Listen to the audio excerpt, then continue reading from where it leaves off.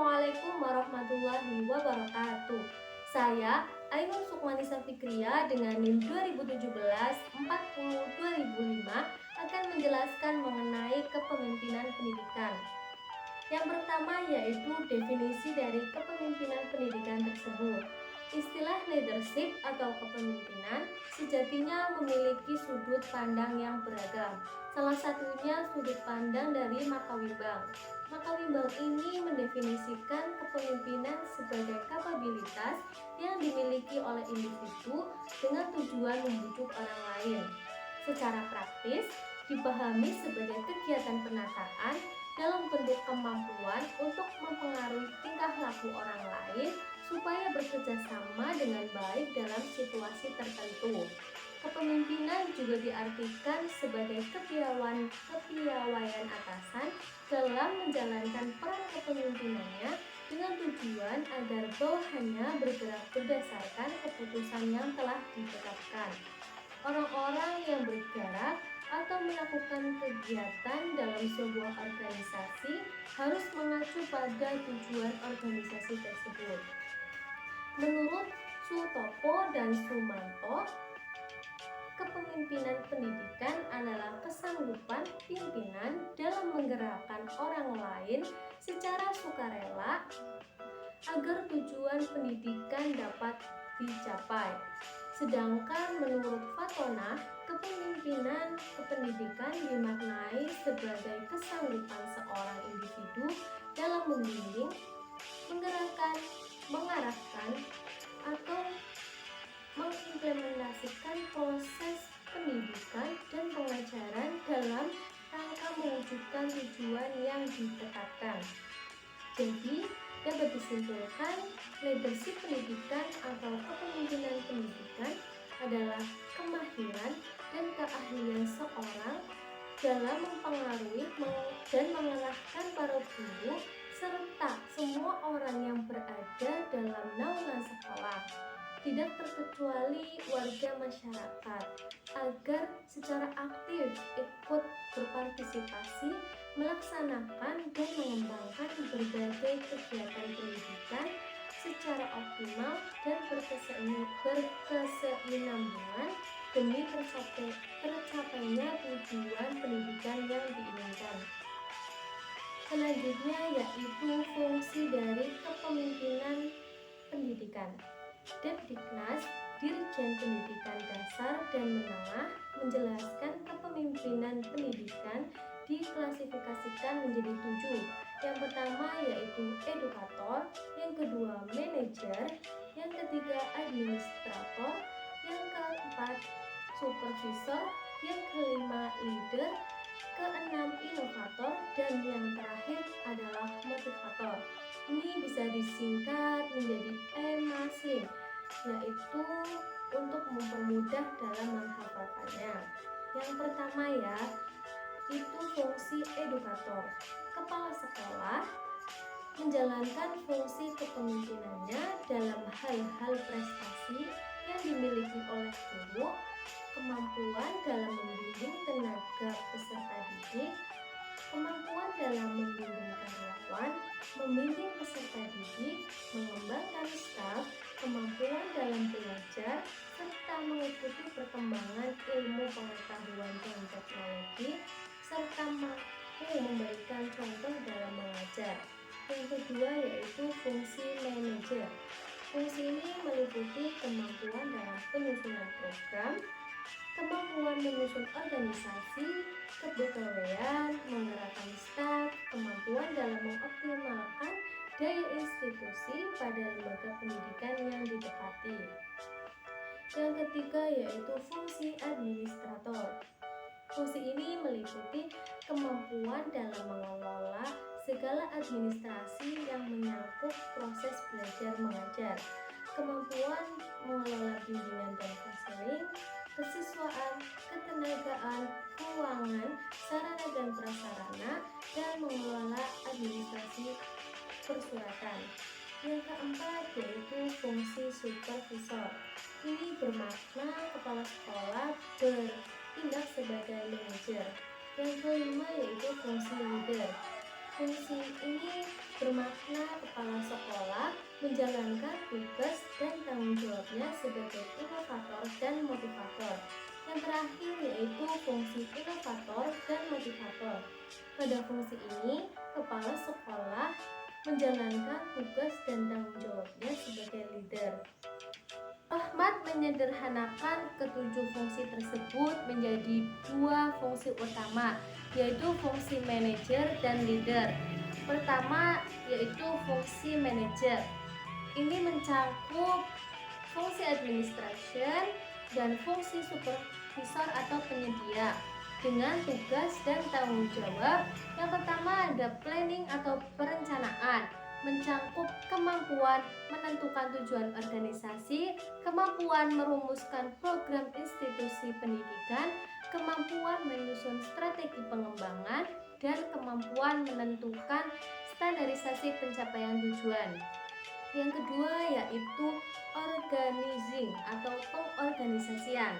Ini mencakup kemampuan menghimpun dan mengkoordinasi sumber daya manusia, kemampuan menghimpun dan mengkoordinasi sumber-sumber material institusi pendidikan, kemampuan menentukan sumber daya yang dibutuhkan institusi pendidikan, kemampuan menentukan kegiatan yang dibutuhkan untuk mencapai tujuan, kemampuan mengembangkan organisasi atau institusi pendidikan, dan kemampuan penugasan dan tanggung jawab kepada pendidik dan staf administrasi. Yang ketiga yaitu staffing atau penyusunan personalia. Ini mencakup kemampuan penentuan kebutuhan sumber daya manusia, kemampuan mengadakan rekrutmen, kemampuan mengadakan sampai selesai, kemampuan mengadakan pelatihan dan pengembangan sumber daya manusia, kemampuan mengadakan orientasi pada tenaga pendidik dan staf administrasi. Yang keempat yaitu leading. Leading ini pengarahan ya, mencakup kemampuan menyusun job description, kemampuan untuk menempatkan para bawahannya pada SDM yang tepat, kemampuan untuk membangkitkan semangat kerja, kemampuan untuk memberikan arahan bagi para tenaga pendidik dan staf administrasi. Yang terakhir yaitu fungsi controlling atau pengawasan, mencakup beberapa aspek-aspek. Kemampuan untuk penilaian kinerja bawahan, kemampuan untuk mengidentifikasikan kasus-kasus penyimpangan, kemampuan mengadakan strategi untuk mengadakan perubahan, kemampuan menyusun strategi untuk kontrol terhadap proses pencapaian tujuan. Yang terakhir yaitu fungsi leader. Fungsi leader ini mencakup di dalamnya fungsi inovator dan motivator.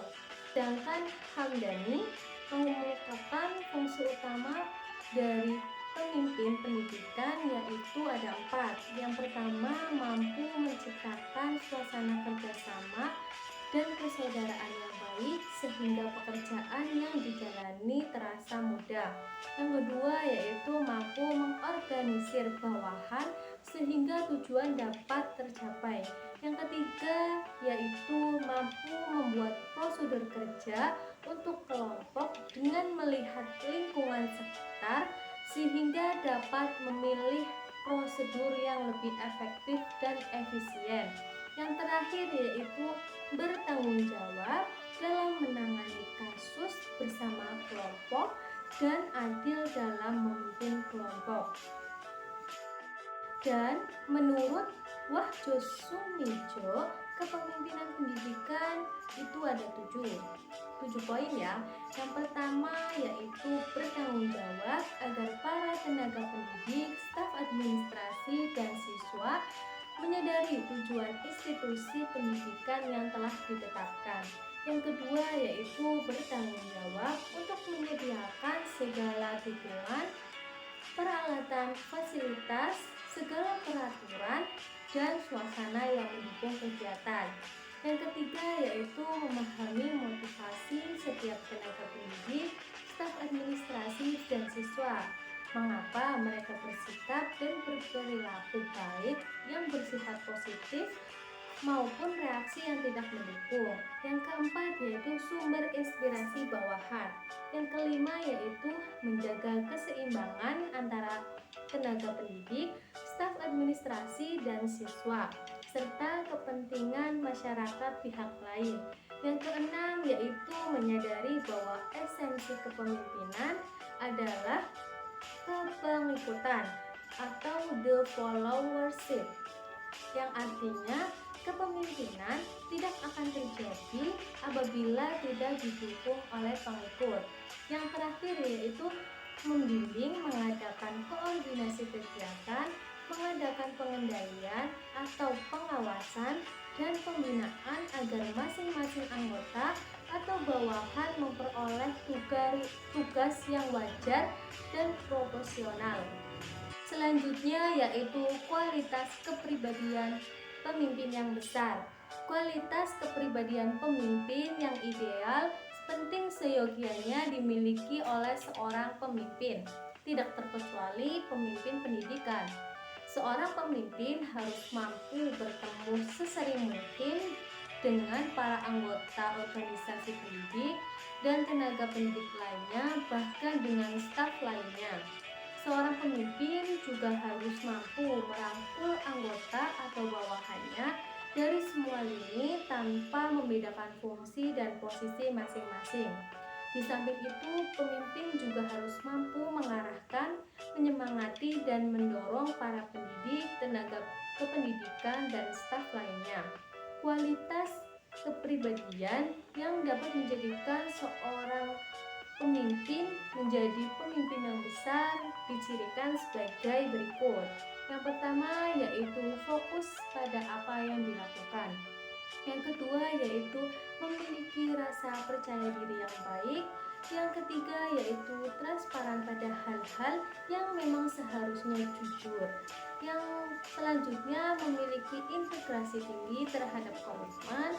Yang selanjutnya dapat menginspirasi bawahan atau orang lain. Yang selanjutnya memiliki obsesi atau keinginan kuat untuk sukses, inovatif, sabar, tabah, tidak sembrono, otentik atau keaslian, berpikir terbuka, tegas dalam berkeputusan dan bertindak, berkepribadian, memperdayakan, mampu membangun budaya, murah hati, gigih, ulet, memiliki wawasan luas, mampu berkomunikasi dengan baik dengan bawahan atau orang lain, dan dipertanggungjawabkan, dan resah jika bawahannya memiliki masalah dan tidak mampu menyelesaikan. Jadi dapat disimpulkan ya bahwa kepemimpinan pendidikan pada hakikatnya merupakan kemampuan yang dimiliki oleh seorang pemimpin sebagai penanggung jawab dalam ranah penyelenggaraan pendidikan atau pengajaran. Pemimpin berkewajiban mendorong, membimbing dan menggerakkan bawahan pendidik dan tenaga pendidikan atau staf lainnya. Kepala sekolah sebagai pemimpin bertanggung jawab melaksanakan fungsi-fungsi kepemimpinannya sebagai edukator, manajer, administrator, supervisor, leader, inovator, dan motivator. Keseluruhan fungsi kepemimpinan kepala sekolah tidak akan terwujud dengan sempurna jika tidak diiringi dengan kualitas kepribadian yang baik. Kepribadian yang dimaksud yaitu fokus kepada apa yang dilakukan, memiliki rasa percaya diri yang baik, transparan pada hal-hal yang memang seharusnya jujur, memiliki integritas tinggi terhadap komitmen, dapat menginspirasi bawahan dan orang lain, memiliki obsesi atau keinginan kuat untuk sukses, inovatif, sabar, tabah, gigih, ulet, memiliki wawasan yang luas, dan mampu berkomunikasi dengan baik kepada bawahan atau orang lain.